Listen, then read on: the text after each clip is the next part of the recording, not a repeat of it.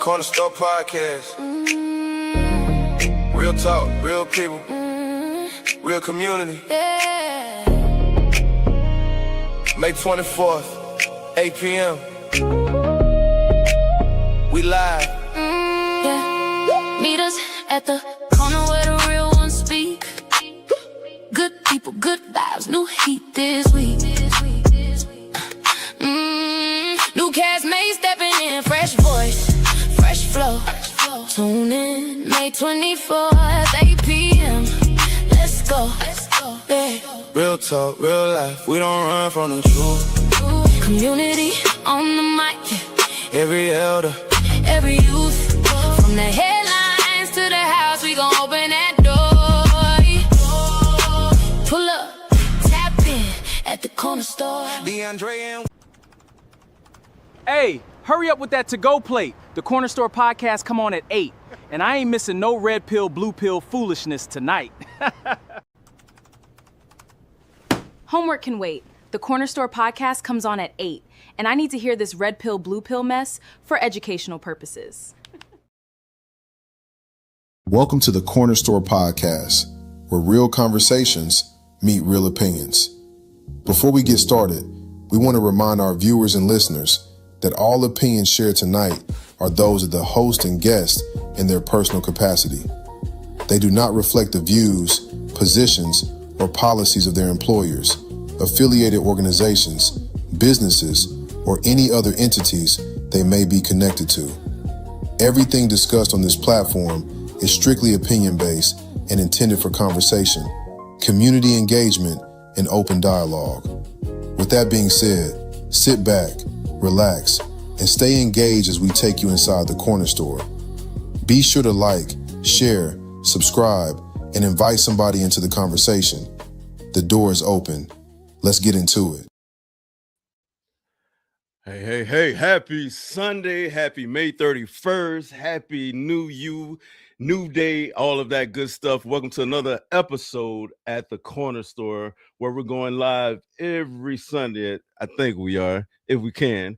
But I'm one of your hosts, Hot Diggity Dog, Shannon Howard from Glennville, Georgia. And I'm going to bring up my co-host, the man himself, Slick King. What up, people? Micah King. What's going on, everybody?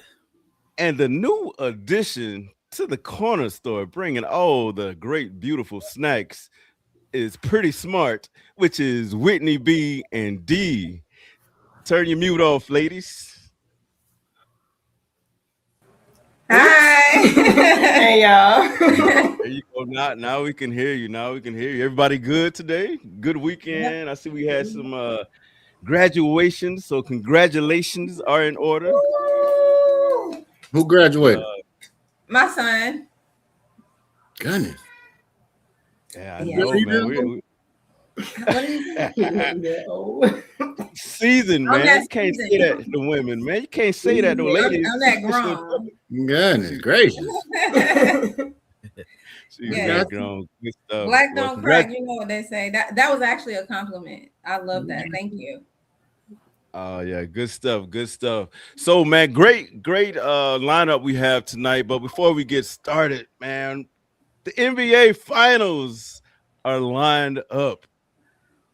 Ladies, I don't know if y'all watch basketball, but I'll start with you. Who do you think is going to take it all? New York or San Antonio? I'm gonna say Spurs in 6. Ooh, that's a bold prediction. Yeah, I'm gonna say I haven't been watching basketball as much as I usually do. I do actually enjoy basketball, so I'm just gonna say Spurs in 6. Love it. And what say you, King? Which one? Y'all don't even know which one. I did that on purpose. Nah, we'll start with you, Micah. You know we gotta go with the basketball savant last, so we'll start with you, Micah. I'm gonna say Knicks. I'm gonna say in 7. I think they'll be more physical. I think Wemby is gonna give them problems, but I just think at the end the physicality that they play with is gonna bring it home for them. Oh, good stuff. And Slick, what you got, bro? We know you watch basketball the closest out of all of us. Who you got? I'm gonna say Spurs in 6. I'm gonna go with Whitney. I think Wemby is gonna be an issue. I think he's gonna cause a lot of problems for the Knicks. But if the Knicks come out, they're gonna be pretty healthy. If the Knicks come out and they're hitting their threes, then that's gonna be a problem for the Spurs. So I would put my money on the Spurs in 6. But like I said, if the Knicks come out shooting the threes pretty good, this may be a short series for the New York Knicks. Gotcha, man. I gotta check something now. You and Whitney keep agreeing with each other 2 weeks in a row. Do y'all have a backdoor contract or something, man? What's really going on? Hey, man, that's what family do, bro. I mean that's what it is. I mean, bro, we you know the Kings, we all connected. There you go. Yeah, y'all related. Yeah. Well, without further ado, we're gonna get started with the show. And we have a special guest, and she has had the privilege of being on the inside of Glennville government, city council. And she's seen things that we haven't seen. Michael has seen things that we haven't seen. But now we're all seeing things because they got caught on a hot mic and a fresh video that wasn't turned off. But without further ado, we're going to bring up our special guest, Miss Dorothy Berry herself. Let's give it up for her. I can't hear anyone. You can't hear us? I can't hear you guys. Uh-oh. All right, we can hear you. Let me see if I can take you down and bring it back up. You probably got a phone call in between. All right, guys. While I'm on the stage getting her backstage getting her straightened out, if y'all want to go ahead and jump into the hot nitty gritty, Michael, of the show with Glennville politics, go ahead. I know D, you had some information you received back from the AG in regards to the email. If you want to share some of that and then some of the things we've learned for that, then I'll make sure we get Miss Dorothy set up and ready to go. All right, yeah. So I'll jump into it. So basically, everybody knows what's been happening. The reason many of you have probably started following us and keeping up with us. The city of Glennville had a meeting behind the scenes, and it got exposed, and a lot came of that. One of those things has been complaints with the AG's office, the Attorney General of Georgia, which ultimately can hold the city council hold them legally responsible for what they did, because they did break a law. And that's really what we want to remain focused on. We know that what they said was bad. The contents was horrible. But we want to also make sure that we stay focused on the fact that they broke the law. And so myself and a few other people put in a complaint with the Attorney General's office. And thank everyone who put in complaints with the Ethics Committee, who took your time out to put in complaints with the Ethics Committee, who took your time out to do research and figure out what next steps could be. And so we're moving forward with that. Now, we did get correspondence from the Attorney General's office basically telling us that they did receive those complaints and that they are moving forward. They gave the city, or they sent a letter to the city attorney, giving them 10 days to respond. That was 10 business days from May 27th, I believe. And they'll be corresponding with us when they do respond. So things are moving forward. The worst thing that we can do right now is stop fighting. The worst thing that we can do right now is give up. A lot of times the enemy doesn't want us to lose. He just wants us to quit fighting. So as long as we keep fighting, we can move forward, and we will continue to move forward, and we're going to see this thing all the way through. DeAndre, you got anything you want to add? Yeah, just again, the timeline, 10 days. I will say it was about 10 days from when I submitted the complaint to the AG on May 17th to receive a response back from the Senior Assistant Attorney General. So I'm pretty satisfied with that turnaround. Just taking into account how many complaints they might have to go through, but they are responsive. And if you have not taken that route to submit your complaint through the Attorney General, please do so. I think, again, it just takes for us to complete the paperwork, stay prepared, and stay vigilant to make sure that these things are taken every step that we can take it. So the Glennville City complaint and the Attorney General complaint, and they are being responsive. And so far, I think that's a good sign. Hey guys, I got a quick question. From the list of complainers, excuse me, not complainers, but those that put in the complaints, they were all from Glennville, correct? Well, I'm not going to say their name, but let me double check that. Yes, yeah. So it's 6 listed. Yeah, they all live in Glennville. Well, I don't know about one of them because I don't know that person. Mike, are you able to confirm? Not, just for not to say. It's the reason why I'm asking that. Yeah. Mm-hmm. So I would say the majority of them live in Glennville. There's one name that I cannot confirm right now. I think they do, but like I said, I'm not 100% sure because they looked a little unfamiliar. Yeah. But I did see something online that led me to believe that person probably does live in Glennville and has a vested stake here. So I will say that even some of the people who don't live in Glennville have a vested stake in the community in Glennville, whether they own land or their parents or family are here. So all these complaints are legit complaints. Yes. And they all kind of follow the same pattern because when she sent the letter, you can see everybody was kind of following the same reason for submitting the complaint.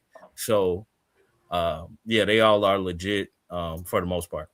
And the reason why I asked that particular question, because I want to respond to the lady. I'm not going to call her name out, but I want to respond to the lady that said that, a lot of people that are outside of Glennville that don't live in Glennville are sitting there stirring up the pot.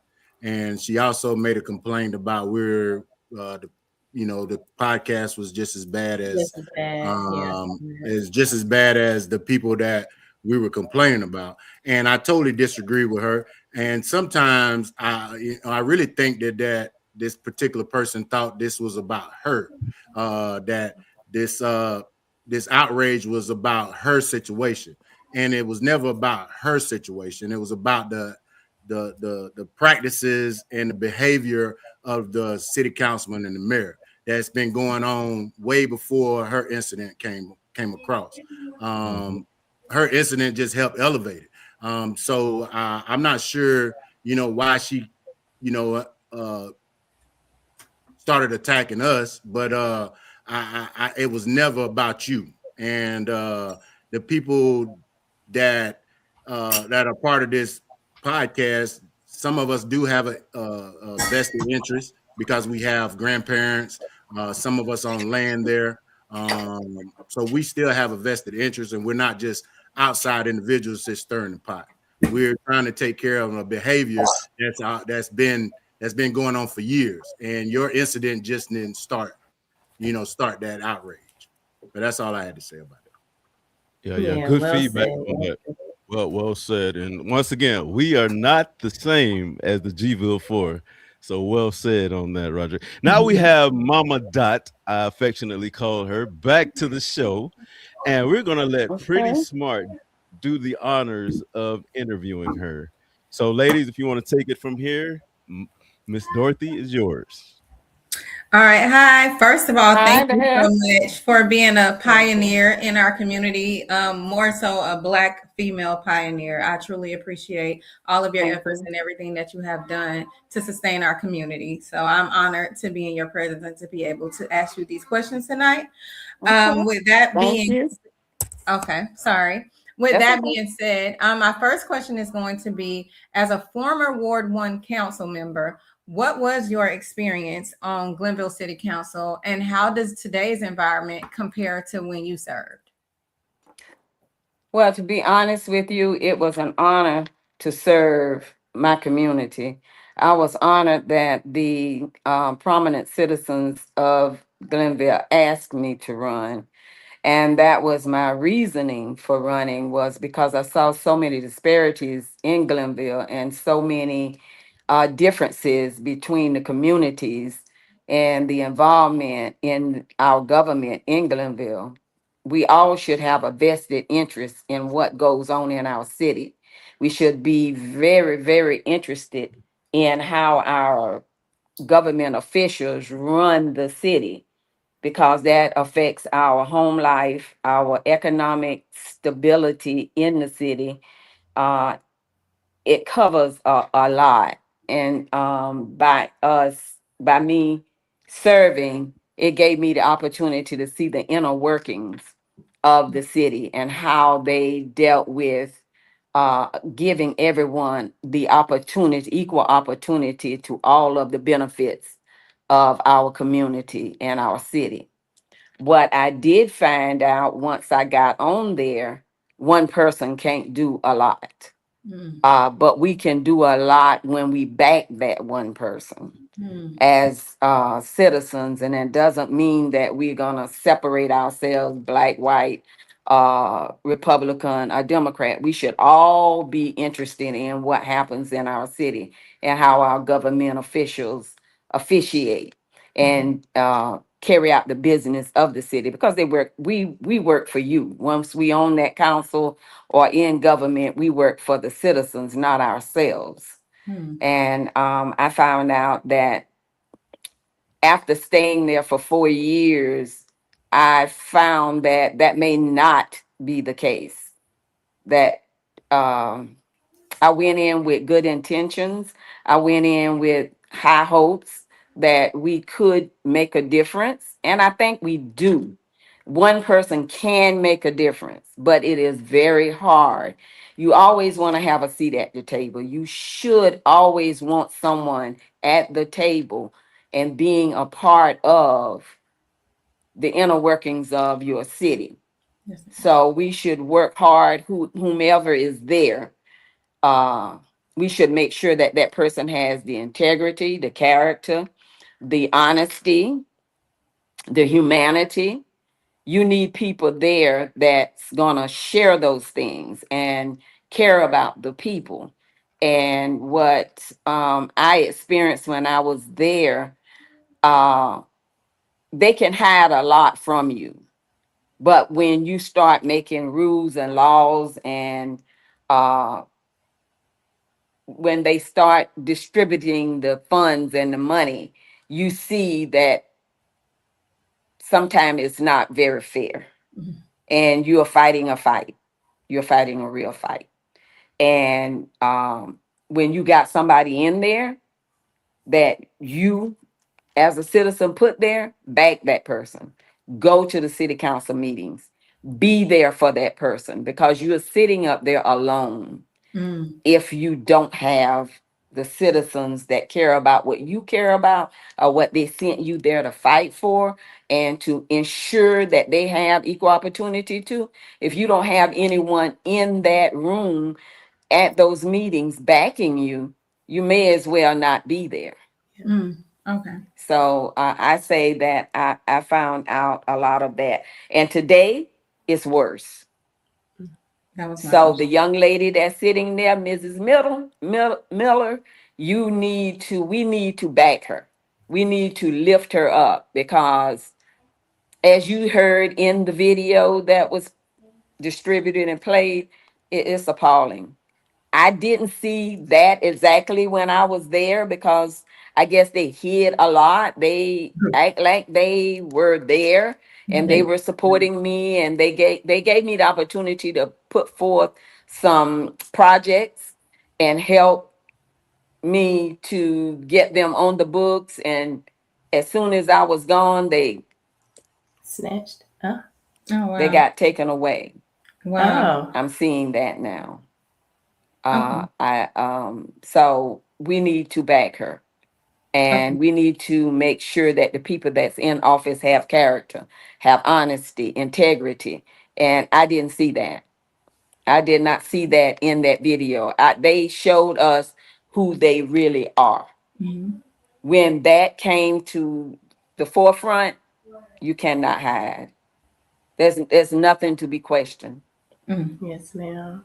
Well, at least with you, they wore their mask a little bit Okay. more. I lost my audio. Uh-oh. Hello? Hear me? Brief pause. I don't hear him either. Is it? Okay. Give a brief. Can you all hear Yep. me now? Yes, I Someone am. was Yes, we trying to can hear you. call and cut me off. Oh. Okay, can you hear us now? I can. All I right. can.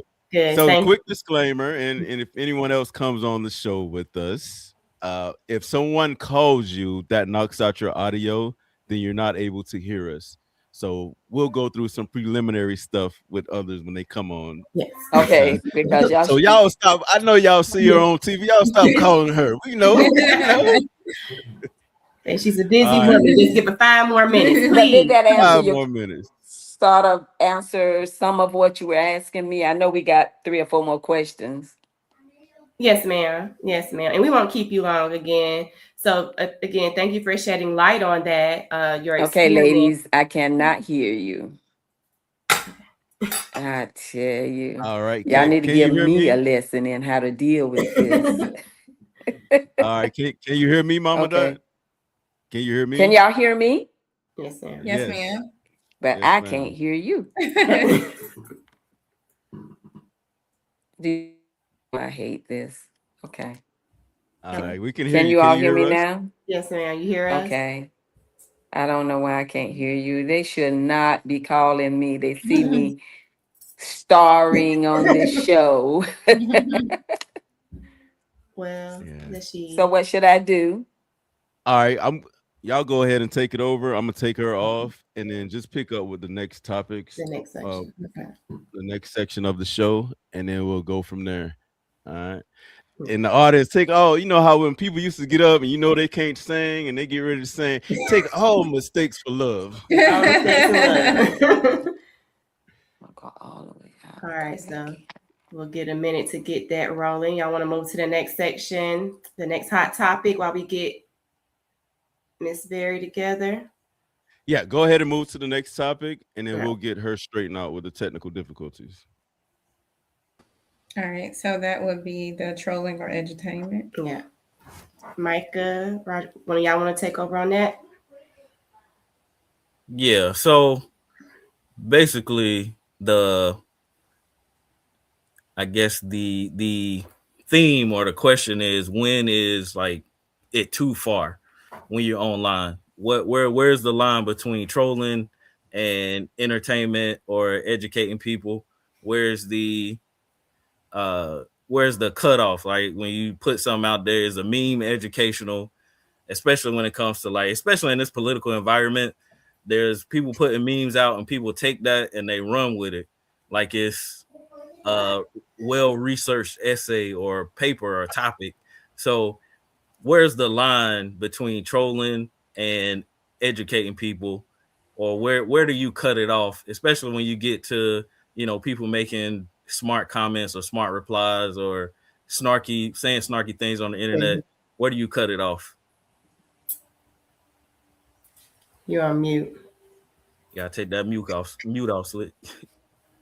I'm sorry. In my opinion, I have no issues with a person disagreeing with me. A lot of times, good, healthy conversation comes when you have a back and forth.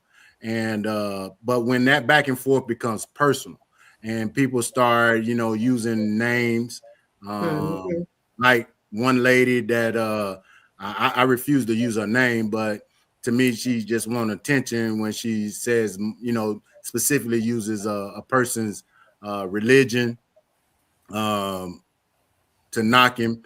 To me, that's when the trolling kind of goes past, and I don't think that develops into a healthy conversation. When you start attacking people personally, then that forces the individual to respond back personally. And when that happens, we don't have any healthy conversation. So the trolling, it's nothing wrong with going back and forth with difference of opinions, but when it gets personal, that's when I think that's when it crosses the line. Yeah, I agree. And if you agree, our digital department has been putting together some jams we might have the album of the year before it's over with. So, if y'all have been enjoying the digital songs that our digital department has been putting out, man, put a heart in the chat, a thumbs up in the chat, or a dancing emoji in the chat. And I agree with Roderick. The person he's talking about is the woman, I don't even, should I say lady, woman, or that person? That be respectful. Say lady. Say lady. That person, that lady, was the same individual who called ICE on the Hyundai plant, and it turned into an international major story. and she ran for Congress, House seat as well, and she didn't even make it to 20%. So a lot of times people seek out controversy to keep their name relevant. If you don't know, she's been on TikTok for a while, and then she tried to stand 10 toes down in what she did with Calling Ice, and she literally got ran off of TikTok. So our internal conversation is, should we expose these people? Should we ignore these people? I'm a big believer in fighting fire with water. Let's put that fire out and then we move on from there.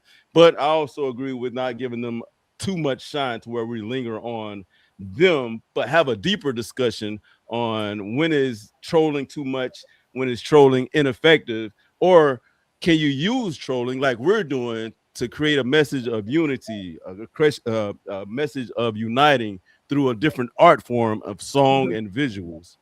I wouldn't even call what we doing trolling. I wouldn't call what, like, putting out the songs, I wouldn't call that trolling, because it's keeping the conversation going, and there's a conversation that needs to be had about the current climate that we live in. And so as long as it's, like Roger said, producing productive conversation, then I don't think it's trolling. Now, when you start throwing around insults, when you start talking about, well, this person is bad just because they worship this way, or they come from this community, or start saying stuff like all of y'all are the same, that's not rooted or grounded in anything, and that doesn't push the conversation or the situation forward. It doesn't push the fight forward. And then a lot of them get confused as to what the fight looks like. So we get labeled as starting trouble, or you just starting trouble. They said the same thing about Martin Luther King. Now they celebrate him as a peace person. He was all about peace and unity. But when he was doing what he was doing, they said he was starting trouble. And it's the same thing now, because you don't know what the activism looks like. So now you just feel like we're starting trouble. Right. I agree. I feel like satire, it has been around for a long time, way back to Greek ages. It has been used as a way to incite conversations, especially political conversations that need to be had. I actually think that it is a very smart strategy, because we all know that people like to be entertained. So if you want to educate them, then also entertain them and throw in the message. I believe it becomes too much when it starts to be actually divisive or not rooted in facts, or when it distracts from the actual issue at hand, is when it becomes just a personal issue. And like you said, being defamatory, stating claims against a person, their character, that again is not rooted in a fact. Or when you are just being slanderous and it's purposeless, like there's no reason for it. That's when I think it becomes too much. And also, I think over the years, we've had to just learn how to laugh through our pain. And what we're providing now, we're just taking what's being spewed out on the internet and twisting it in our own light, fun way to still deliver the information, stay on topic, because I think that's the biggest thing, to distract us from what we're trying to accomplish and what has actually gone on, and everything else is just getting put out there to keep your eye off the prize. No, we can take this information we're given, turn it into a lighthearted conversation with the songs and the memes, but still stay on topic, because again, we have things to do. And if we sit here and decide to laugh through the pain, so be it. It's better than going outside, starting riots, doing all these other things that they would expect us to do, in a sense, where we get angry about a situation. No, we can take this pain and turn it into something productive. And this is what we're doing, and we support that on this platform, because again, we're not losing sight of what has to get done, no matter what is said. I totally agree. I totally agree. And the days of being quiet and just taking it and moving on are over. So now go ahead, man. I'm sorry. No, I was going to say, now we have the ability to, I mean, you know, as a culture, we've always taken things and flipped it with a creative style with it. So that's all we're doing with the messaging in the song. Those are things that happen. We're just putting it out in another art form, spitting on facts, adding some humor to it. But at the end of the day, we're talking about unity, talking about empowerment, and we're stronger together than we are apart. All right, go ahead, Slick. Deflection. A lot of this I see is deflection. Instead of being strong and attacking those that had the moral issue problem. They deflected it back on us. And I haven't seen anything, and you know me, Hot Dog, I vet everything that come across, and I haven't seen anything that I wasn't comfortable with, you know, putting on the site. It's been factual. We had some humor in it. We've used terms that those individuals identified themselves as. We didn't make those names up. I haven't seen anybody call anybody a liar, a thief, called out their names, attacked their families. We haven't done none of that on this show. And you know me, I wouldn't even be a part of it if that was the case. So deflection, you know, they're deflecting information that they know was right. They feel bad about it, and they want to stop it, so they can't do nothing but deflect back on us. Yeah, big fact. Maybe we need to add some more country music, man. I think I'm gonna have to go to the digital department and add some. I don't like Jelly Roll no more. So we got Willie Nelson. Equal opportunity. We provide all the genres. If you guys have a genres, request, so let us know. If you're listening in the chat, drop what genre of music would you like us to perform next with the song and the messaging? K-pop. My kids gonna say K-pop. K-pop. Hey, we'll spin it. Yacht rock. We'll spin what it. do you want to hear? You guys are doing a great job.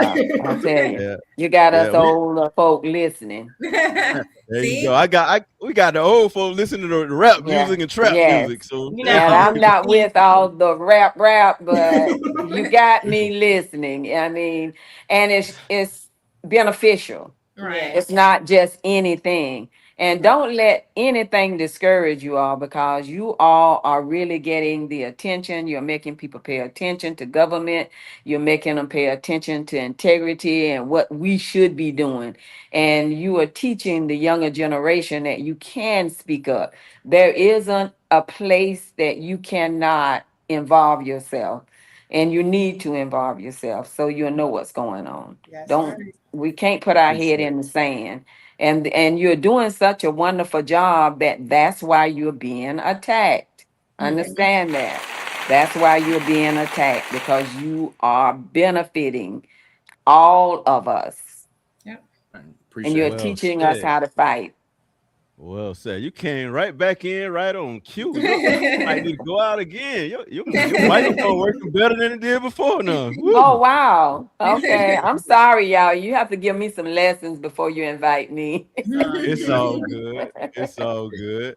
But we'll pick up where we left off from. We only had a few more questions for you. You know, ladies, if you want to pick up with one or two of the last questions you had for her, we can from there. All righty. So, Mrs. Berry, if you had 5 minutes to speak directly to every citizen of Glennville, what would you want them to know about transparency, accountability, and staying engaged with the local government? I think I started out saying what I thought in the first statement. I probably jumped the gun, but we should be, if I could talk to every citizen, we all are important. We all should be paying attention. This is when they do things when we are not looking. When you are not paying attention to what they're doing a whole lot, but it's to benefit themselves and not the community or the city or the citizens. So we need to be more engaged. We need to, and me myself, since I left office, you know, you get busy with life and you don't go back and do your civic duty. We all need to do our civic duty. And our civic duty would be to make sure we go to the council meeting. We go to, and you got to realize the council meeting don't start at 7. I've been out of it so long, I think it's 7 or 6. But the meeting before the meeting, go to that meeting. You understand what I'm saying? Hold on. Bring that back again. Hold on. That was a bar. Hold on. The meeting before the meeting, that's the meeting we need to be in. because Ooh. they make decisions before we ever get to the council meeting. And Wow. you have a right, it's an open door meeting. And I Wow. think a lot of people don't realize that they can be there. Is this the So workshop? yeah, sorry. Is this called the workshop meeting? The workshop meeting. It's an open door meeting. They cannot stop you Oh. from going to that meeting. Did not know that. Thank you for sharing Yeah. that information. Yeah. All right, so And that's great info right there, Mama Di. And that's one, I know they're probably watching, but that's one thing we Mhm. need to hold them accountable for, Mhm. is because we rely on information back home that's posted in the public domain. So Mhm. if that information isn't accurate when we go and grab it, then it's going to Mhm. be inaccurate when we repost it. Inaccurate. So Right. the chamber and the city government's website and public domain information needs to be in sync. The quick AI story, Google is changing how they're doing AI searches. So they're no longer, you put in a search, they provide you links. Now their AI is going to provide an overview or a summary. So if your city government or websites and all of that has wrong information out there, it's going to Mhm. provide a summary with that wrong information. And then you're going to have to Right. dig into the information manually yourself. So if anyone from the city is listening and the chambers, let's just make sure that information is up to speed, up to date, so it can be Mhm. shared and then everyone can be engaged and be a part of it. Right. Yeah. And you'll know What? more about what's going on if you're in those meetings. Those meetings are public meetings unless they're going into private chamber. Mhm. You're a So, part of that. Mhm. so you see the comment here, they don't Oh, have the I see workshop. they're saying we no longer have workshops. Okay. But Right, what they right. did, the reason they stopped the workshop is because the workshop, is where the arguments happen or the public comments happen Mhm. without having to be put on the agenda. So that's Okay, an great, open Michael. meeting. Thank you. Mhm. But they stopped doing it because, well, we see why they stopped doing it. They don't want anybody to say anything to them. Right, right. Because in And then that that's workshop you can speak. right, During the right. meeting, you cannot speak unless you are on the agenda, and they Mhm. only give you 5 minutes. Yep. They having workshops. They just ain't having without you. Well, they had a Okay, workshop that we caught. you're probably right. Yeah, their You're probably workshop is right.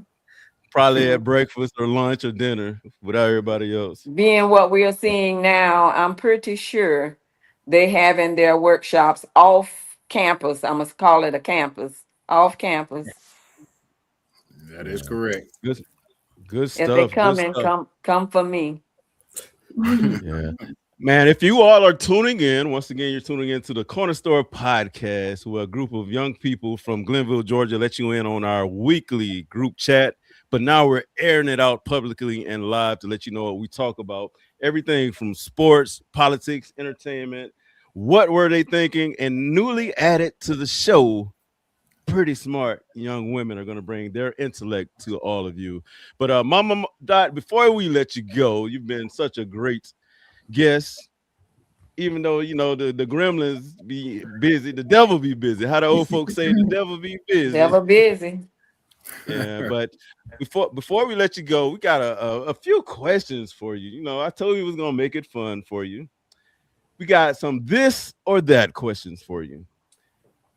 And you just let us know this or that out of whichever option is presented. So, sweet tea or lemonade? Sweet tea for me. Okay, clock that tea. Clock it. All right, the front porch sitting or back porch sitting? Front porch. I'm always out front. Yeah, front porch. Okay. Fish fry or barbecue? Oh, that's hard. Well, if you only had if it was the Last Supper, which one would you pick? Fish. Oh, got it. Okay. I know okay. y'all gonna say barbecue, but Yeah, I got to live with I'm a seafood girl. Yeah. I'm fish. I'm fish as well. I'm gonna take a here's rib good with me. All right, here's a good one. Dollar General or Walmart? Not really either one, but I guess Walmart. All All right. Last one. Small town gossip or big city drama? Okay. I really don't like the gossip because, well, I won't go into the becauses, but it gets you somewhere. But I like the big city drama. There it is. Let's give it up for Mama Dot.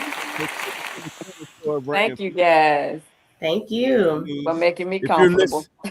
no problem at all. We definitely got to have you back over the summer sometime because I'm sure more things are going to transpire with these seasons and episodes of As Glennville Turns. Oh, that's a good one. That's good. Yeah, we'll definitely have you back. And if you're listening in the chat, let's put W Miss Dorothy in the chat. W Miss Dorothy, meaning winning Miss Dorothy in the chat. We appreciate you, Mama Dot. Once again, thank you for coming through to the Corner Store. All right. Thank you, guys. Thank you. All right, man. That was great interaction. Man, she Great gave banter. good information. Good information. Great information. Great information. But moving on with the show. All right, Micah, this might be some topics in your wheelhouse. And it is, let me see if I can pull it up here.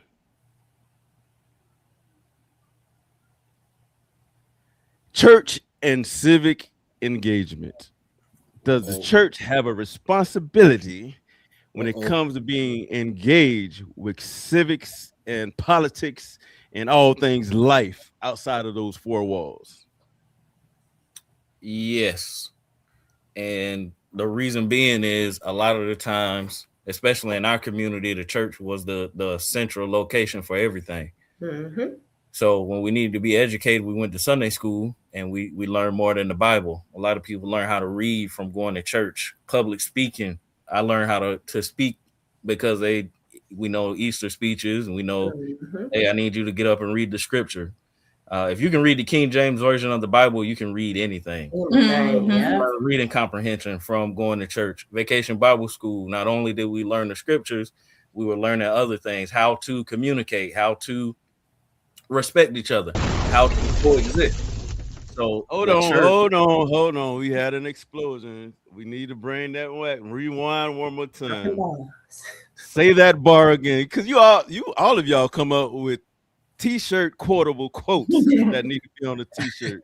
You said if you can what, you can what? Oh, if you can read the King James version of the Bible, you can read anything. Mm-hmm. That's another bar. Duly noted. The T-shirts are coming soon. Stay tuned for the merch from the Corner Store. All right, you can continue, Mike. I'll tell you. But yeah, so the church is the central location. That's where everybody get together. That's where the hungry get fed. Mm-hmm. That's where the needy get clothes and the like. So the church is where families come together, and people used to come together. When you come home, a lot of times they want you to come to church with them, with your family. So that was usually the central location. So if we're going to be at the church, then the church has some civic duty to get people organized, to get people educated, to make sure people are registered to vote, to make sure people understand why we're voting, and to make sure that people continue to stay engaged in the community. A lot of things I believe, and this may not be the belief of others, but I believe when church lost its central spot in the community, you saw a lot of things kind of go downhill from there. Mm-hmm. So, school, right? A lot of kids don't go to Vacation Bible School anymore. These kids don't know how to communicate or read on an appropriate reading level. Even, in the street or running into people in the store, people don't know how to, I'll say some of the younger generations don't know how to greet people, don't have appropriate manners, don't know how to conduct or carry themselves in multiple arenas. So when you go to church, you know how to carry yourself at a cookout or at a banquet. You know how to dress in all those areas. When the church lost its central, we lost that educational piece of how to navigate throughout life. And so the church needs to take its place back. And I think it's going to start with, empowering our community to move forward through being engaged in the political arena. Not saying that Christ is not the central message. We know that Christ is the central message, but one of the messages of Christ was woe to the politicians. Woe to the politicians that do evil. And I'm paraphrasing, but basically woe to the politicians that try to take advantage of people and mislead people. So not saying that erase that as the central message. We know that's the central message and Jesus saves, but Peter came back in Acts 2:40 and said, save yourselves from this untoward generation. We live in an untoward generation that wants to see us hungry. We live in an untoward generation that wants gas prices to be over $4. We live in an untoward generation that wants healthcare to be inaccessible in the rural areas. We live in an untoward generation that wants our kids to not be able to read and not have access to education. We have the ability to save ourselves from this untoward generation, and it starts at the voting booth. Amen. Yeah, amen again. And Roderick and Whitney y'all seem to be a tag team. Now I got to check this contract. I'm trying to figure out what's going on. What's really going on? So are you asking for our input on it? Just kidding. I got another question for you guys. You guys always give great insight with your intellect and your logic and how you see things through your prism. But what's the responsibility or what's responsible use of the platform during election season when it comes to pastors, deacons, deaconess, mothers of the church, or any officers that are a part of a religious organization? What is their responsibility? Should they just keep it separate, church, state, or is there a responsibility to intertwine it, even if it's not on paper? So I would believe that they have a responsibility to coexist, right? Even the Bible in Romans speaks on us having to obey the laws of the land. So it's evident that even Christ, even God understood that although we are supposed to be Christ-centered, that we do have to live here in this government. With that being said, I feel like they have they can educate in ways that are similar to even allowing people to understand what the local government, how it is comprised, to help them just fully understand local government and what their vote means. You know what I'm saying? I think we would be remiss if we did not acknowledge that historically, again, during the days of segregation and disenfranchisement, like the church was all we had that we could control independently. Like our churches became everything. They were also like voting polls, everything. They became everything for us. So I think that it would be a sense of negligence if a church chose to stay separate from politics. Now, I do believe that their main focus should remain, it should be maintained on promoting and challenging corruption. You know, I think that we should always just be encouraging us to have and vote for citizens and leaders of good character and those that are moral, because that's what, you know, being Christ-like is about. And if we see a community being oppressed, or if the church sees the community being oppressed or needing help in any ways, because a lot of times these laws affect especially the African American community, but the community at large. So I think that the church has a responsibility to step in. I love that. Love that feedback. Love it. And Slick, you have any opinion on this? And like, man, you're like one of the deepest brothers I know. You talk about a lot of things, from sports to theology to just me and you going back and forth for hours in the chat on things we don't agree on, but we know we have the same good intentions for the end result. So anything you want to chime in on this? Yeah, I understand you guys' position. I'm a big advocate of separation of church and state. I grew up in a family that was deeply rooted in religion. I can't even count how many pastors, ministers, deacons, whatever label they're using. I call them preachers. I just believe in separation of church and state. I do think that the church has a responsibility of supporting education. And I believe if the church is doing that, then everything else will take care of itself. Again, support and education. When a pastor gets up and say, you know, he prefer you to vote for this particular candidate, I think that becomes an issue for me. But separation from church and state, I'm a big advocate of that, because you know, if you left it up to Novella, we wouldn't have a liquor store in Glennville. It would still be dry, huh? Yeah, bro. Yeah, I think the churches should remain nonpartisan as well, for sure. I do too. Like, I've attended churches here in Jacksonville, and they've actually introduced representatives who were running for office. And the only time I've ever seen them at the church was during election season. So I agree with just keeping that separate. But one thing I don't understand, and I'm sure, Michael, you know this, but what is the most segregated time of the week in America? Well, you already know. They say Sunday morning. Sunday morning from 11 a.m. to 2 p.m. is the most segregated time in America. And it's been like that all my life. I don't think I've ever been to another church where it was predominantly white or predominantly Hispanic or any of that. I didn't have a mixed denomination of a coalition of different races or diversity until I moved to Jacksonville. But in those rural areas, it's still the most segregated time in America, which should be the most sacred day of the week. But why is there so much division and it's still separate? It's one Bible, but two different people gather to hear different perspectives from that same Bible. So why do you think that's still going on, Michael? It's a mixture of a lot of things.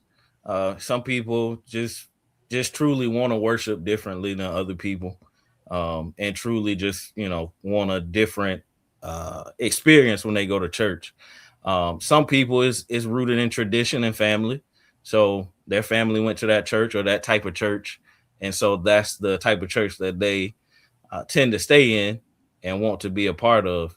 And some people is rooted in ideology, and they align with the ideologies of the other people at that church. And some people, it's bias, right? We know it's racial bias, and we can't deny that fact, because it's rooted. Even though you may not be quote unquote racist, there's still some bias there from all those years and years of just indoctrination and tradition and things like that. So for some people, again, it's not all people. I'm not saying that everybody that goes to a predominantly certain churches racist, right? If I'm Hispanic, I'm probably gonna go to a Hispanic church because they speak Spanish at that church. And man, there's one around the corner from my house, and I'm gonna go visit them one day because it sounds like a Selena concert every Sunday. Like, I'm about to go in see what's going on. Oh, yeah. But it's you know, people have their preferences and things like that. I don't fault people or hold it against them for going to a certain type of church, because it's not just segregated by color, it's segregated even within our own races. You know, we got Baptists, we got Methodists, we have Pentecostals, or, you know, so on and so forth. And it's like that in every race, right? Or every section of people. So it's not only segregated by color, it's segregated by types of worship and different types of religious ideologies and beliefs. But I don't hold it against people. What I do judge people by is how you treat me when we outside of church. When you run into me at B&T, how we gonna act toward each other, right? Well, that's a great point, because that kind of leads to my next question: is does that separation keep us divided when we're doing benevolent actions or benevolent tasks, where we're having charity events or benefits for the community? Like, we've came back and done things, and there's been a mixed crowd, but it's been predominantly who looks like you. The other side has also, our counterparts have had benevolent benefits and things, but it looks majority like them. Why is it so separate when it's outside of the church, when it's all toward humanity or benevolent acts or things of charity, to where everyone should come together and be a part of it? I'll let somebody else go. I don't want to dominate this this part of the conversation. Well, That's a very unsettling thing for me personally, because when we've come back to do different charitable events, like Whitney has all these great ideas, and I'm like, yes, how can I help? When, where, whatever. And so one time, a few years ago, Whitney wanted to do a Easter egg hunt for the kids, and that was just off of our own planning, you know, out of our pockets. Like, okay, what can we do to give the kids something at the park? And we promoted it to everybody, like, you know, weeks ahead, days ahead, like literally black, brown, blue, purple, yellow, please come enjoy. We're feeding the kids, money, prizes, like, you know, all the things. And we had a few, we had a few people show up, you know, just outside of our regular everyday community. And we're welcoming, like, we literally, like, I'm in people's inbox privately, like, hey, people I went to school with, like, hey, bring your baby out here, bring your kids out here. And it could be a scheduling thing. We don't have to make assumptions that, oh, they were available and did not want to come because of how we look or whatever, or they don't feel comfortable. But, you know, we've done several things, and we're going to always advocate for everybody to feel welcome and show up and support them. But I think people have to get past their own biases and discomfort in being in mixed crowds. I see that more in rural areas versus cities with higher populations. Everybody's out there having fun, getting help. Like, I'm not saying they don't care about skin color. Oh, I don't see color. Yes, you do. But can you be comfortable in those spaces where it's people around you that don't look like you? So that has to be a personal thing they have to get over, because we're doing these things. But I think it's somewhat human nature. I think it's somewhat history. And I think there is a lack of trust on both sides. Yes. Yeah. Right. Like, I think that, you know, people have developed their own prejudices, and they are anticipating some type of experience that is not satisfying. So they don't even want to even attempt to do that, which is disheartening, because, like you said earlier, we all read one Bible. And if we truly carry the beliefs of the Bible in our heart, then we would not have a problem communing with one another. But what I have found is that people tend to weaponize or, you know, be deceptive by labeling themselves as Christian and throwing Bible verses here and there. I know for a fact, most of the people that I've seen be ultra racist, be extremists, bigots, and all the things in their bios, there is going to be Christian. We lead with the love of Christ. So that's I don't know what it is. I just think there's a lack of trust on both sides. Yeah. There is. I think sometimes the algorithm is starting to spill over into real life, because on the digital platforms, you only really see what it thinks you want to see, right? So you tend to see only things that you identify with and like. And I think that's starting to like get into people's psyche. Like, they don't look like me, they don't believe or act like me. So I need to find the people that believe and act like me, so I can just stay around them. And the more, like, it's called social media, and it was supposed to bring us together. And the more we spend on it, I feel like it's driving us apart. And so the algorithm is spilling over into our real lives. Very divisive. Exactly. And we can't ignore that, you know, a lot of back during times of slavery. And if you don't go and read the word for yourself and like really try to understand the full context of the Bible and what slavery was referring to back during biblical times, you know, then you are able to just be turned off. Like, oh no, they use this is a white man's religion. Granted, we still all read that same Bible, no matter if you're going to a black church or a white church, but for whatever reason, they don't really trust Christianity in the hands of their oppressors. Hey, hot dog. This is a tough one. This is a tough section for me. And you know, I grew up Church of God, and my house, I'm probably 100 steps from First AB. And I don't remember attending Vacation Bible School there, or maybe church service, maybe once or twice. And I think I was not there for pure reasons. And you know, what is it? What's the one church that your family go to? Hot dog is across the field from me. St. James.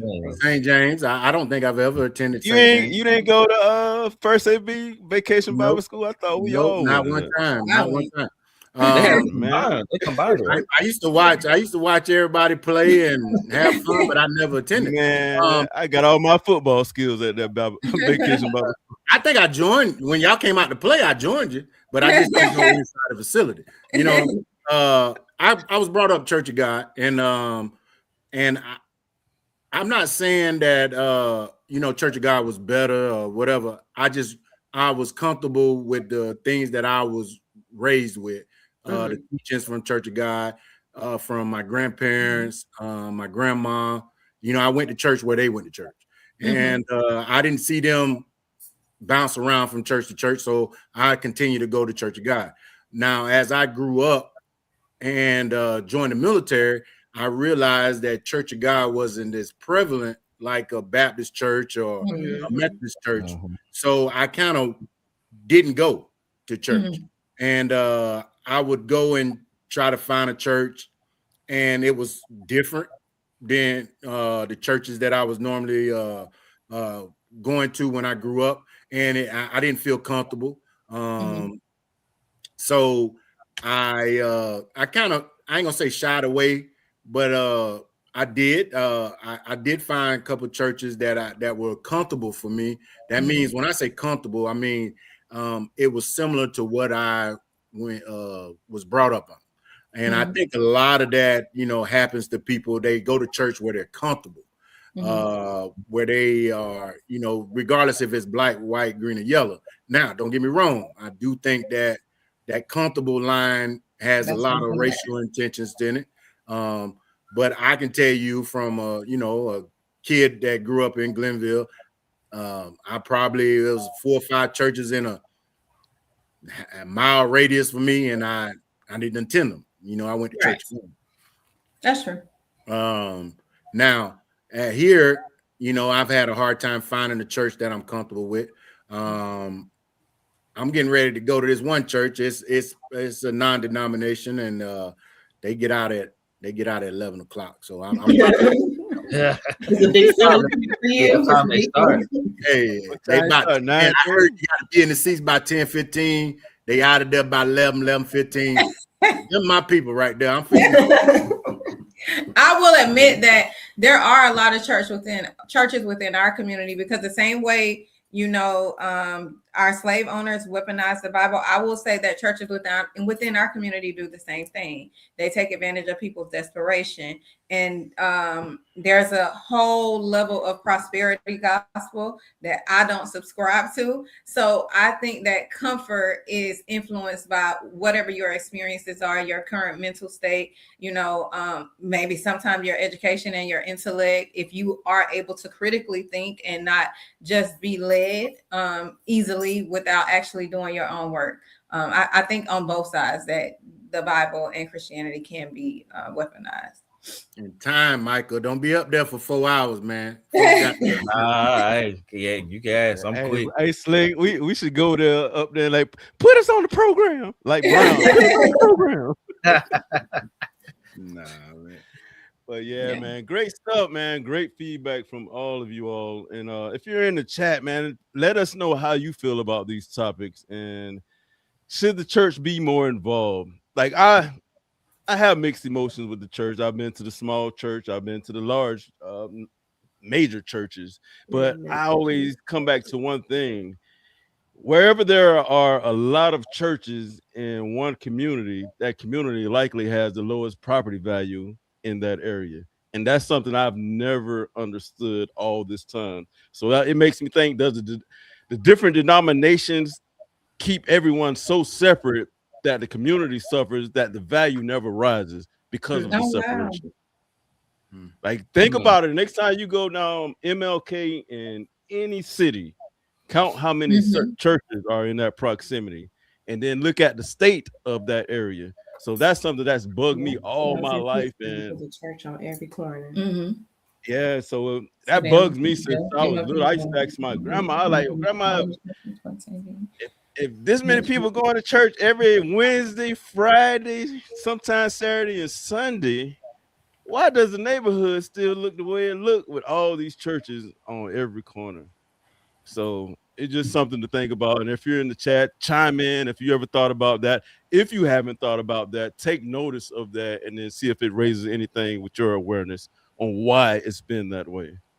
I think that's that's probably a good, well, social anybody out there experiment. going social experiment, anybody out there going for that PhD, like theology or something, that's probably a good thesis or a good dissertation. Mm-hmm. I've always wondered that for Glennville to be so small, why are so many churches? But I think a lot of times church can be a business for some people.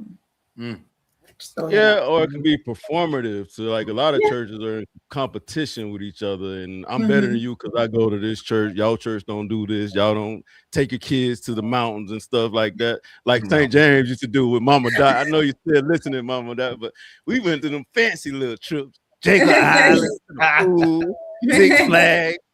You know, first thing he did that. Yeah, man, great conversation. Great conversation. Yeah. One last question. It kind of tailgates on to this topic, and Roderick beats me up all the time about it, is you can't change people. And like we had a couple of issues with the page so far to where we've taken initiative to block people who we know have had racist intent. But then guys are like, well, it's freedom of speech. We don't care. Let them have access, say what they're going to say. It just exposes them more. So I wanted to get you ladies' take, and then you again, Roderick. We can't change the races, of course. But do we have to give them a platform if we know they have terrible intentions? Roger, you can take it first, or let's let the lady. Pretty smart. Let's hear what you got to say. Pretty smart.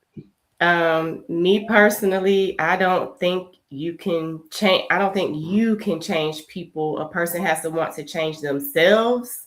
I think that's just the golden rule across the board. I feel people come in with their own way of thinking, and they are just so stubborn to like, this is what I think, this is what I feel, this is what I want, and this is what it is. And there's nothing you can say to get through that wall.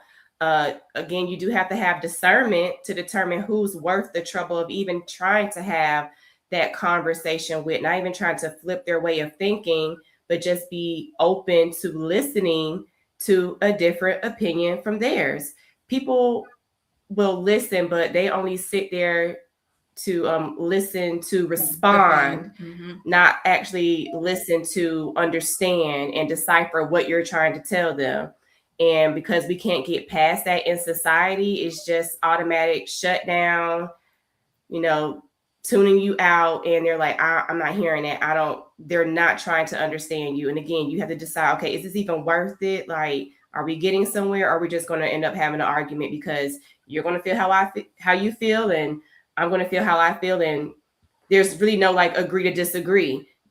That person wants to be right, and the other person might just want to be right. It's not about being right. It's about like really hearing people out, trying to get an understanding outside of your norm. But I don't. Although I understand the role of both resistors and engagers during change, I think for my own personal mental health, I would just rather ignore people. Like I'm not in a space to where I want to go back and forth in debate, because like DeAndrea said, very few people actually come to a conversation with open minds. Most of the time they're coming to defend whatever ideology or thought process they have. They're only going to listen for small cues that they can dismiss whenever you are talking.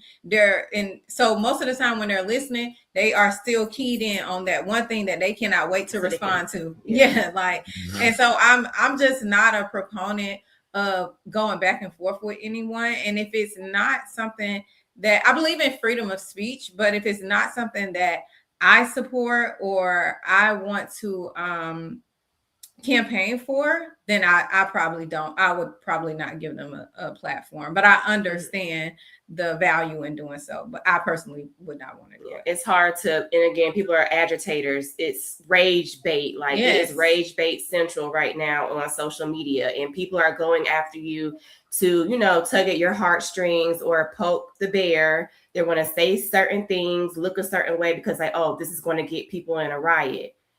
Don't fall for the bait. Don't drink the Kool-Aid. Like it's all a trap. Because as soon as they pull you in, like the logic is out the window. What are you really talking about at this point? Don't I don't go for I would rather not. I would rather no not. Thanks. Not a fan. Because a lot of times people, their identities, their full identities are usually connected to their beliefs. And once you tear down whatever identity or you prove or offer facts that goes against whatever it is that they are trying to promote, now they're fighting. They feel like you're attacking them because this is something that they hold true to their heart. And so I would just rather not. Now, if someone were to come to you and initiate a conversation and they're actually authentic and genuinely want to understand, that's different. But taking the taking the initiative to give someone a platform with an opposing thought process, I probably wouldn't do it. Yeah. Discernment. Yeah, I'm with that too. Like what I do is, and I'm guilty of it. If I see they have a racist intent or a racist comment with a racist thought, I would go look at, okay, what kind of other content have they posted? What is their thought process? What is their ideology? And if it's a wrong intent, I don't care what you say on our page. I'm cutting you off at the front. But we're giving freedom of speech. It does exposes people so other people can raise their awareness around them and say, I didn't know she think like that. Now let me move differently around her. So, and then Slick, I know you're pretty strong in this. Just let people be people and then let people decide if they want to fool with them or not. Yeah, I mean, being in the military, man, you find yourself being around a lot of different communities and a lot of people.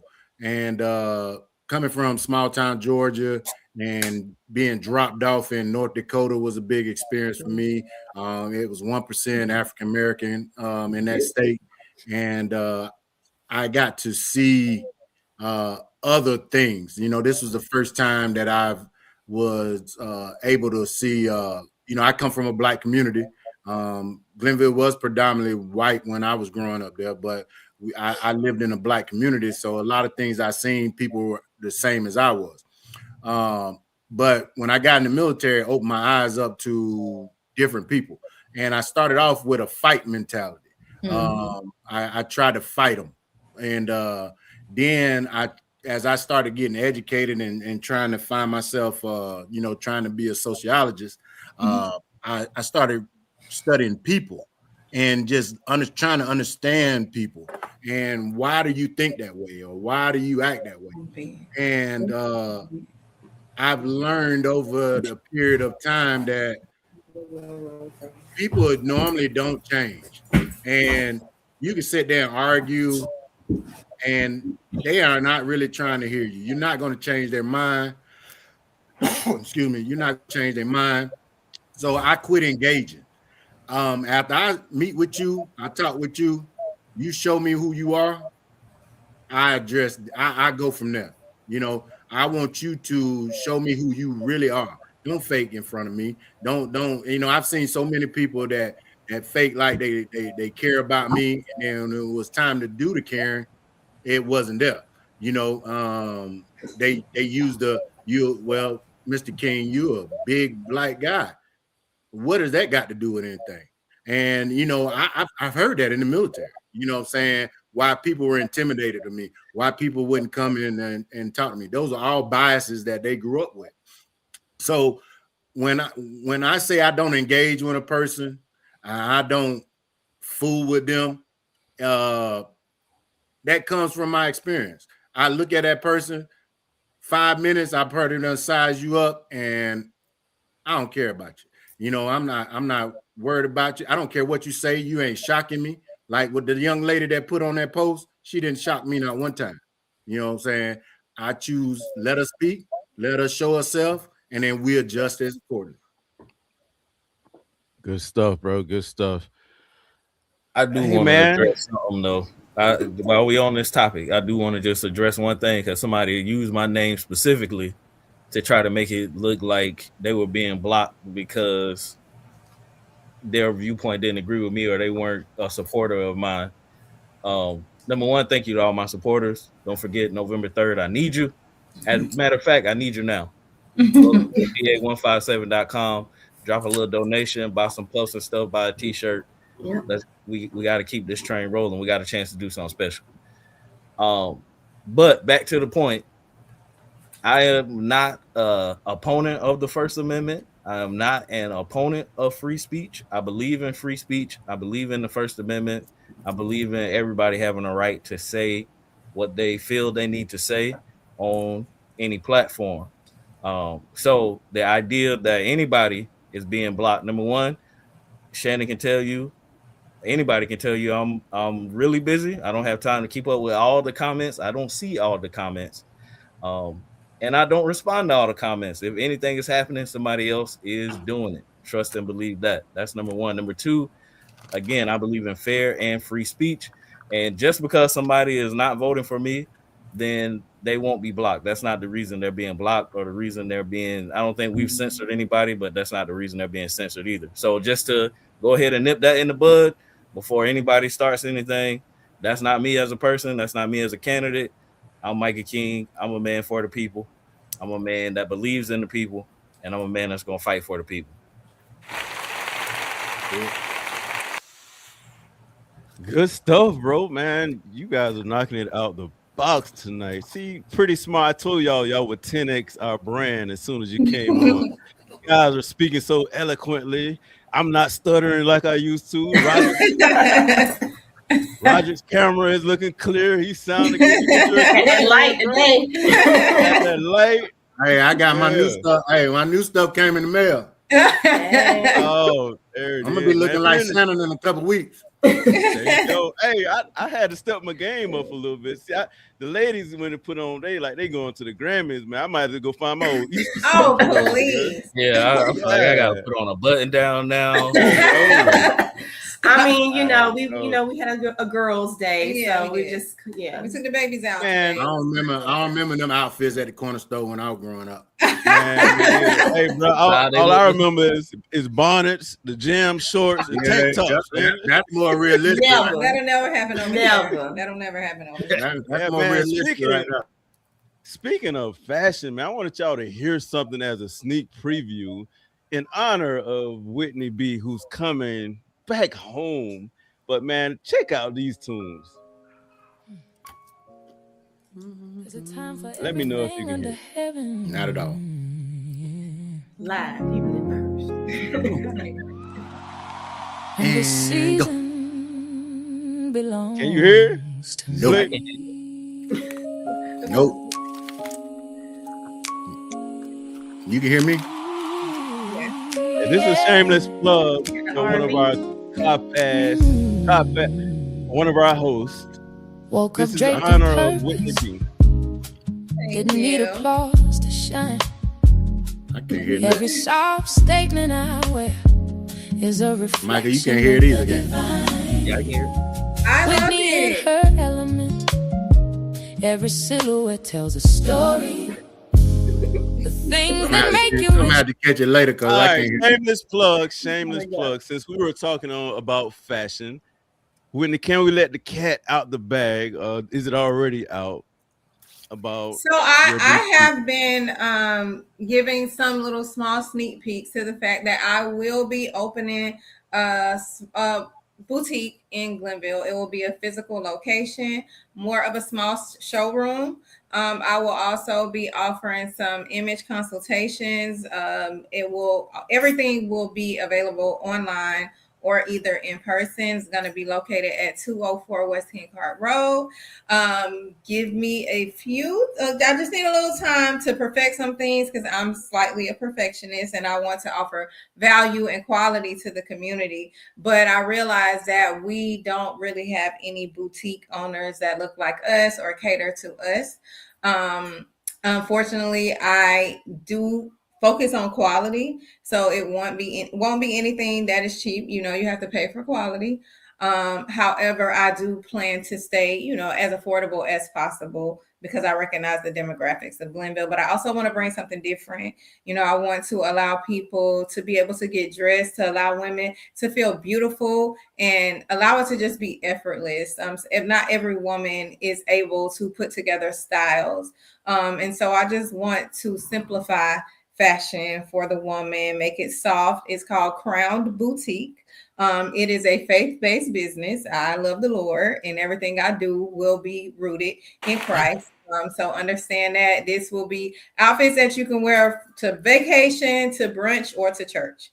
That is my focus. I want to make everything as multifunctional as possible. So, Man, that is Whitney, you saying I can't come and get me some corduroys at your boutique? No, it's no corduroys going on around there. No. Now, is it all women? Is it all women, or can the guys come through too? I need a couple of tight t-shirts. Currently, we will only be catering to women. Strictly for the ladies. I do recognize that there is a market for men that is untapped. So I may be crossing over into that lane eventually, but right now I'm here for the girls. I'm a girl's girl. Love it, man. Drop a W for Whitney in the chat. Yeah. We're close to the end of the show, man. We made good time. Amazing conversation with Mama Dot, Miss Dorothy Berry. You guys have been chiming in really well. And this is where we're at the pretty smart part of the segment. Since you guys have been flowing with the show, I have a last question to propose to you guys. And if you're listening in the chat, you can chime in. But when faith and mental health collide, when philosophies clash in a relationship, is love enough to hold it together when faith and mental health aren't on the same accord? I can tell you something that I This is for us, Roderick. You can go ahead and chime in. I can tell you something that I found that when a lot of military members, we get together and we find each other, and we don't really look at a person's background before we start getting heavily involved in that individual. Sometimes having kids, we don't talk about religion. We don't talk about finances. Yeah, just a lot of things we just don't go over, And then all of a sudden you wake up one day and you got a kid or a wife, and you say, well, I want to get cremated, and that person's religion may not go, or that person might have grew up Jehovah's Witness. And it starts, you start looking at yourself, and sometimes love don't overcome some of those differences. And then now you come in the fact that, the mental health, you go to work, you're struggling, you're talking to people about, well, goodness, my wife don't believe in this, or my significant other don't believe in this. And, now that becomes a problem. So that it's a good topic. I don't know how to, how they blend. I mean, I've been blessed that my mental health and faith, me and my spouse, it blended pretty good. We still have some differences in some stuff, and especially mental health, the way we raised our kids. I believed in toughness. She believed in a little bit more love. So that's a good topic, man. I don't really know how to, to explain it, but I know in the military they do struggle with that. He took all the pretty out of smart and pretty. He's just, that was just smart, no pretty. He went R&B, rough and black. What happened? I missed something. You did good. That was good, bro. That was good. No, so I believe that mental health and faith should be complementary, right? I think that sometimes if you get into a relationship or marriage of any sort, and you, like Roderick stated, only focus on surface level things, you don't discuss things like religion, you don't discuss things like, problem solving techniques. Sometimes you're just so focus on the emotional aspect of it or the chemistry, that you forget everything that's going to sustain it. Like those things may make it feel good in the beginning, but the little things, the values, the important conversations should be had, because that's what's going to keep the marriage going whenever the times get hard, right? I do believe that it shouldn't be extreme. Like you shouldn't be extremely opposed to either one, or just extremely overly focused on either one. I don't believe in hey, I'm not feeling well today, I'm feeling anxious, I'm feeling depressed, and there's, oh, well, just go pray about it. I don't believe in that. I do believe that God has equipped different people with different gifts, i.e. therapists, counselors, or whoever, to help assist us with whatever our issues might be. But I do believe that, spirituality and just mentality, mental health, they both go hand in hand, right? I do believe it can be rough sometimes if somebody is like, well, because the thing about being spiritual and believing in God, it takes a level of faith, and faith is something that's unseen, and just naturally we believe in the things that we can see. Like we're typically going to go for the things that we can see. So it's like, no, I don't want to pray about it. I actually want to go talk to this counselor. But I think that you should mingle the two in order to have a successful relationship. Yeah. So in other words, love isn't enough. No.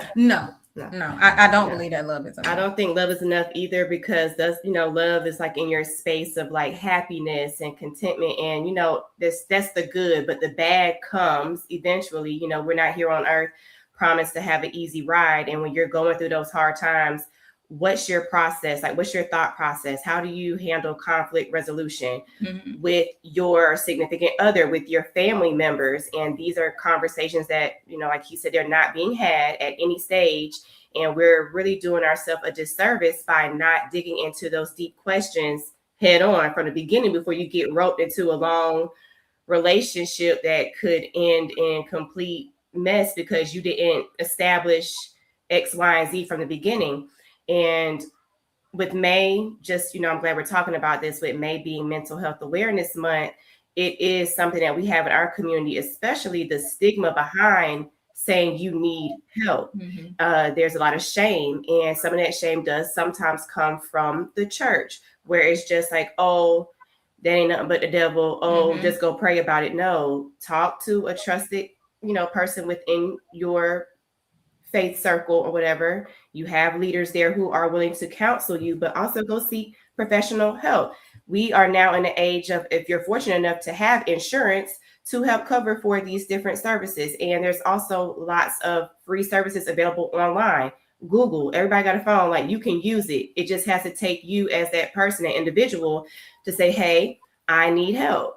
And then go get that help. And your loved one, your significant other, can only love you but so much, but you still, you can take the horse to the water, but you can't make it drink. That person has to be in that mindset to want to rehabilitate themselves, however it is, get past all their childhood trauma, mommy issues, daddy issues, all the things. Like, that's an inside job that you have to want to do for yourself so that you can show up as your best person for your significant other, for your family. And again, do you go to church? Like, you can still get all the counseling in the world. Do you have your own personal relationship with God or any belief that you might hold? But they can still go hand in hand, and they can only benefit you if you are willing to put in the work. Yeah. And I think you got to know when it is what it is, like when it's issue and when it's something that you can pray about. Yes. And discernment is key. Discernment is key in all of that, right? So sometimes prayer is not going to help. Some people, you got to know when you need to take it past prayer, because some people are vitamin D deficient and they need to go get sometimes you need to get sun. What vitamins are you taking? You need to go sleep, like take a nap. Hey, that's a great point. Great point, Michael. Not only does mental issues may come to part, but physical issues come to part. Yeah, some people have a chemical. What if you get in the early years and she's that 10, her furniture is in place, but then that that furniture move where the chest go down to the stomach. Does that cause a mental health issue in between the relationship? And you have one person that wants to work out and the other one doesn't want to take care of themselves. Does that cause a mental health issue in the relationship? And then is love enough? Hey, the first thing is acknowledging that you have a problem. Mhm. That was I had to learn. I learned a lot about myself because I acknowledged I had a problem. I had to learn that I had an anger problem. I had not only an anger problem. I had what I call what they told me what is it? I just wanted everything my way. Not spoiled. What is that? What is the term? Selfish? Like control Not issues. selfish. I'm never like a selfish person, but I was Controlling. Control. Yeah, I've heard that several times that I was a control freak, and I had to learn to back off, let people go a different route than what I know. I was such a control freak that I could not even be a passenger in the vehicle. I would get physically sick. Oh wow! Yeah, that's how much I was, and it affected my relationship with my kids and my family. And I had to acknowledge that I had a problem. And after I acknowledged I had a problem, I personally, sought out some advice from different avenues. Some of it, I'm not going to disclose what I did, but it helped me. But I had to, it's a daily struggle because, as a man with control issues, I always wanted to give advice. I just wanted to, my kid to come up and I had to fix the problem. I had to fix it my way. And if you didn't do it my way, then you were doing it wrong. And so I had to learn to back up. Some of it I had to pray about it. I had to seek professional counseling about it. And I had to do different techniques about it. And I had to learn to control my space and learn that I couldn't control other people's space. And but it helped me. I'm still here. 27 years married. I still got all my kids that I know of. They still call me daddy. So I think it's working. Kudos to you. You did the work. And the key word is you admitted to yourself, hey, I need some help. And then you went and got the help. You acknowledged it and you did it. Action, people. Words. Action. Yeah, and then like you said, it does take a lot of action and a lot of self-reflection. One of my downfall was always trying to find what's wrong with my partner when I can find one thing wrong with her, but if I look in the mirror, I can find 10 things wrong with me. So now over the years, I worked on, okay, what do I need to work on me about before I say anything about what bothers me that she does? So that's kind of how I had to balance everything with when it comes to mental health and faith. And one last question, like faith changes through relationships, through marriages and all of that. But what if you are one denomination, say you're a Methodist or a Baptist, but then all of a sudden your spouse wants to become a Jehovah Witness and she's deep into the religion and the spirit side of it. Can that be mendable or navigated through the relationship, or would that cause a separation with mental health because of the faith? Hey, because I'm not a control freak anymore, my wife can do what she want to do. She can go, I don't care. I'm still gonna eat pork chops. I don't give a goddamn. So she became a Muslim, and you still a Christian. She can go on and do her thing. Hey man, she free will, man. I'm gonna be honest with you. It's free will, bro. Yeah, that's good feedback. Good feedback. Yeah, Mike, since you're the youth pastor, the all people's pastor, the people over politics pastor, what say you, bro? How can we navigate through that? If someone in your congregation came to you and wanted to vent and say, hey, my wife is going to be a Muslim now, but we're a Christian, we were Christian, how would you handle that? Oh man, that's a tough one. Yeah, I'm just a youth pastor. I'm gonna have to deflect them to the senior pastor. Nah. Hold on, Micah. Hold on. Wait. We got a special guest in the audience tonight, and she's tuning in. So Slick, just watch your words now. You gotta stop it. So from what she said, y'all gonna be Jehovah Witness if she Jehovah Witness. Hey, she be there by herself. Hey, long as y'all don't go to the Church of Satan like Sasquatch was talking about. Oh God. None of that. No. Yeah, but we don't want to belabor that. But that's just some things to think about out there in the crowd. I think it's something you and your partner definitely got to work out between y'all. Of course, the Bible says, "How could two walk together if they don't agree?" So y'all definitely got to agree on something to be able to stay together. If it's not going to be that standpoint, and y'all kind of need to, y'all got to figure that out. I mean, I can provide my insight and as to why and answer questions and help guide along the way. But ultimately, it's going to be your decision. Yeah, I would have a lot of questions. Like, what have you experienced what our happened? current religion that makes you feel as though, yeah, no, I don't want to do this anymore? Like, why is that more appealing to you now? Yeah, like I would have to look at myself, and I don't just because where I am in my faith, I would not want to do it. Like, I know we are supposed to offer grace, and I would offer a person grace. I would not condemn them, but I personally would not want to do that. I'm running. Yeah.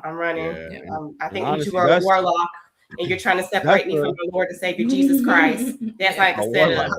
Hey, but you know, on the real though, I think that, you know, I think that's a good conversation to have, because what if you meet your significant other and she's a Baptist and you're a Church of God, or he's a Muslim and you're not.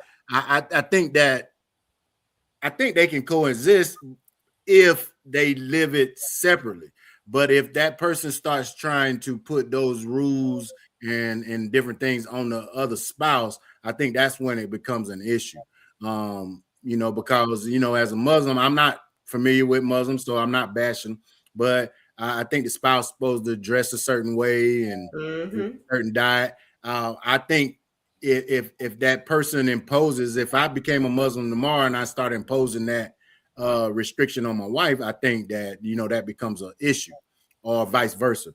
But I think that you can coexist by having a difference in religion on certain things.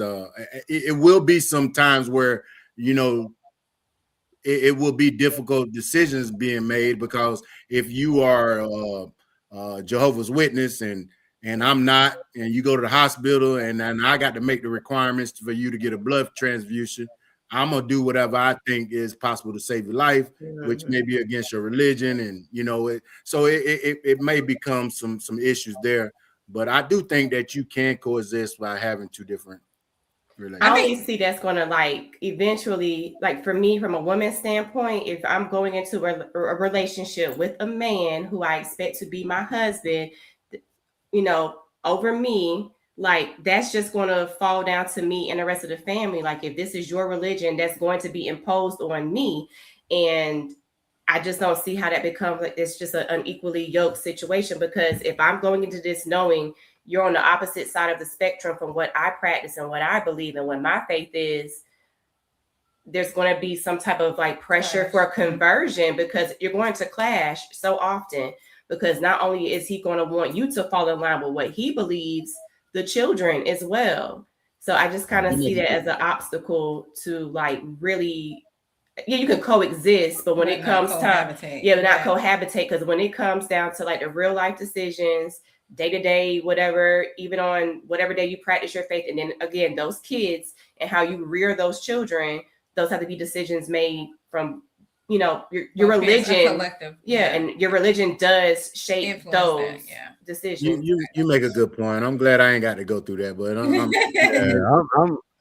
that's a great point. And actually, bro, that's a real life scenario that I know someone personally who's going through that right now. So, and our podcast is about empowering, uplifting, being insightful, and whatever we can say, hopefully it will uplift or give people something to think about. But again, we aren't professionals when it comes to mental therapy and all that. So don't come talking about you heard it on the podcast. Let me try this, and then y'all try to come back We and said get it. go So, pray. We said go Yeah, pray. Now I said that. I said I'm a professional. Get you 2 Newports. I'm telling you right now, everything good. we do not promote smoking. We do not promote smoking. We here do you not go. promote Everything smoking. good. Mike, here you go, the janky therapist. Open, hey, 9 to 5. Y'all can give me a call. I got you. There you go. I take bad kids. I'm telling you, I got you. What you gonna do to the bad kid? I'm gonna punch him in his face. We do not promote violence. I have him straight. not promote child abuse. We do not promote child abuse. Send him to HR first thing in the morning. Immediately. Give me 2 weeks. Corner Store HR first thing in the morning. But man, it's been a great show, very insightful. Man, y'all have been amazing. I do want to say, man, I saw some comments from the Corner Store popping up. Like one of these right here. Like, man, who done hacked our account and been commenting in the Corner Store? Somebody forgot to change the profile. No, he probably did it on purpose. But he's probably about 6'1.5", about 200 pounds. You know, he's an educator and all of that. So, Edmund, we know that's you in here commenting, man. You supposed to be on the show. Hey, he's supposed to be on here. Matter of fact, while he ain't on here, we getting back on our mission. We trying to find Edmund, that special somebody. So, oh yeah. And D, have you found anyone yet? I'm not looking. Okay. Maybe we should do some spin-offs. No, thank you. Yeah. You got the little connection. Yeah, okay. Oh, we can do the Corner Store, pop the balloon. Yeah, we weren't saying Edmund, we were just saying find both of y'all somebody before, you know, once you get old, man, it get lonely. I'm telling you. Gotta have somebody. But that's for another show, ladies and gentlemen. I got King Jesus. Yeah, but man, thank y'all so much for tuning in to the Corner Store. Hit the like button, hit the share button, drop some comments in the chat if you enjoyed tonight's conversation, and then let us know what you all want us to talk about. Sometimes we give topics that we think you want to hear, but the best judge of topics is the audience. So give us some topics on the page or in the chat and let us what you want to talk about. Of course, Glennville is hotter than fish grease. It's probably going to get even hotter this week. Reminder, the city council meeting is Tuesday, 7 o'clock. Get there early, especially if they don't change the location.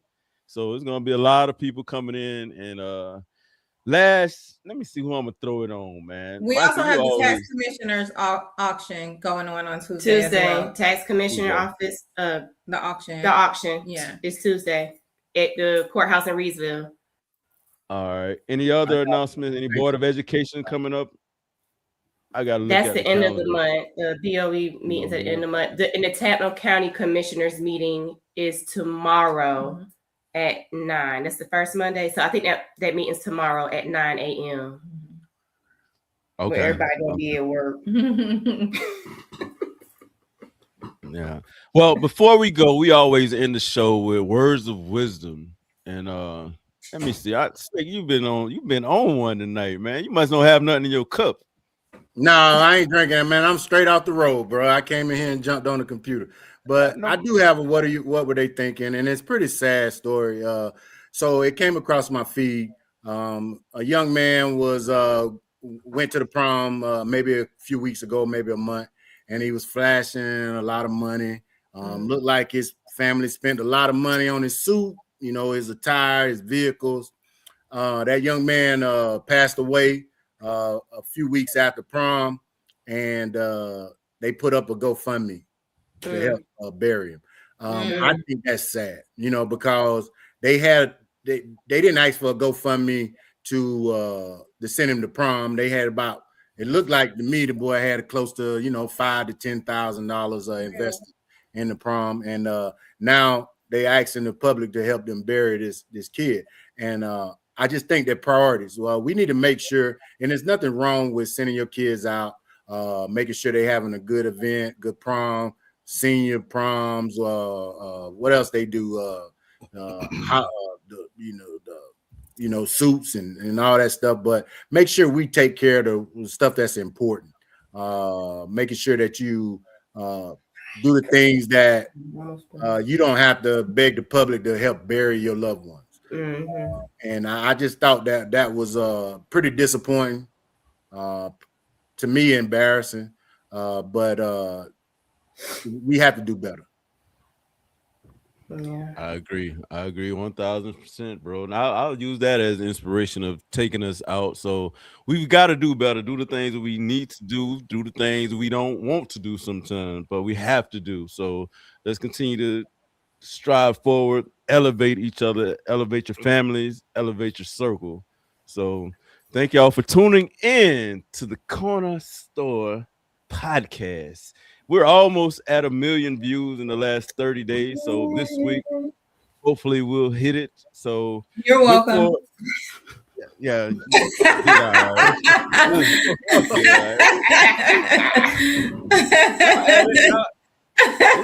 joking. I kid.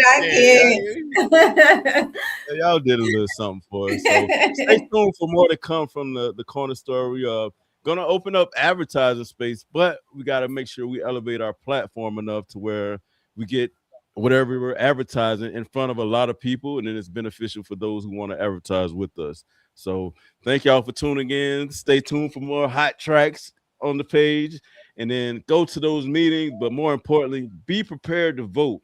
Check your voter registration. Check the website. Make sure you haven't been kicked off. Make sure you got your documentation. coming up soon. All of that good stuff.